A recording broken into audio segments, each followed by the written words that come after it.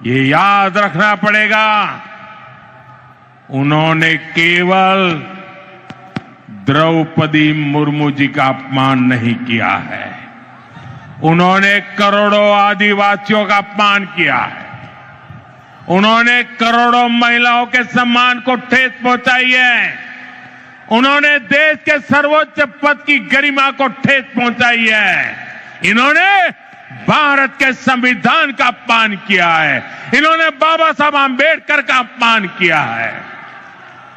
और इसका जवाब बंगाल के लोगों से टीएमसी को मिलने वाला है, निर्मम सरकार को मिलने वाला है। साथियों, टीएमसी सरकार ने बंगाल को पूरी तरह से अराजकता के हवाले कर दिया है। संवैधानिक व्यवस्थाओं पर आए हर दिन हमले करने के वो रास्ते खोजते रहते हैं, हमले करते रहते हैं। पिछले कुछ महीनों में आपने देखा है, जब भी चुनाव आयोग निष्पक्ष चुनाव सुनिश्चित करने के लिए कदम उठाता है, मतदाता सूची की शुद्धि की कोशिश करता है, तब टीएमसी उसके खिलाफ हमला करने लगती है। जो संस्था स्वतंत्र और निष्पक्ष चुनाव कराने के लिए जिम्मेदार है, उसी की विश्वसनीयता पर सवाल खड़े किए जाते हैं। ऐसा ही व्यवहार देश की सेना को लेकर दिखाई देता है। जब 2019 में भारतीय वायुसेना ने बालाकोट में आतंकवादी ठिकानों पर निर्णायक कार्रवाई की, तब टीएमसी ने देश की वायुसेना से कार्रवाई का सबूत मांगा। साथियों, यहां राज्य सरकार पुलिस को स्वतंत्र रूप से जांच करने नहीं देती। जब राष्ट्रीय एजेंसियां टीएमसी सरकार के भ्रष्टाचार या गंभीर अपराधों की जांच करना चाहती हैं, तो उन्हें भी रोकने की कोशिश होती है।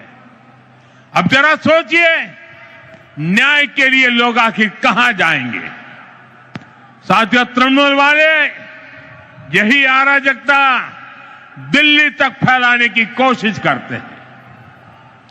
आपने संसद में भी देखा है, सदन के भीतर कैसे कागज फाड़े जाते हैं, कैसे बहस को रोका जाता है, कैसे सदन की कार्यवाही को बाधित किया जाता है।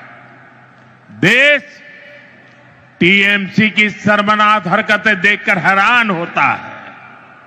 साथियों, बंगाल के प्रबुद्ध लोग अब इस अराजकतावादी सरकार के खिलाफ संकल्प ले चुके हैं। इस अराजक सरकार को उखाड़ फेंकने का काम इसी धरती के लोग करने वाले हैं। साथियों, आज यहां जो जनसैलाब उमड़ा है, ये पश्चिम बंगाल की जागती हुई चेतना है। ये उस बदलाव की आहट है जिसका इंतजार वर्षों से किया जा रहा है। पश्चिम बंगाल में दार्जिलिंग की पहाड़ियों से लेकर सुंदरबन के द्वीपों तक, उत्तर बंगाल के चाय बागानों से लेकर कोलकाता की गलियों तक, आज हर जगह पर एक ही चर्चा है, बदलाव चाहिए। और ये बदलाव अब होकर रहेगा।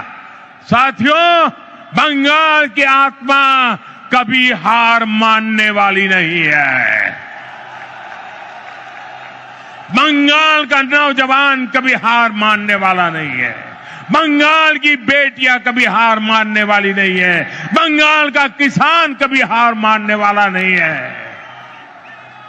जब जब इस भूमि के सामने चुनौतियां आई है, तब तब यहां की जनता ने साहस के साथ उनका सामना किया है। गुरुदेव रविन्द्रनाथ ठाकुर ने भी हमें संदेश दिया है।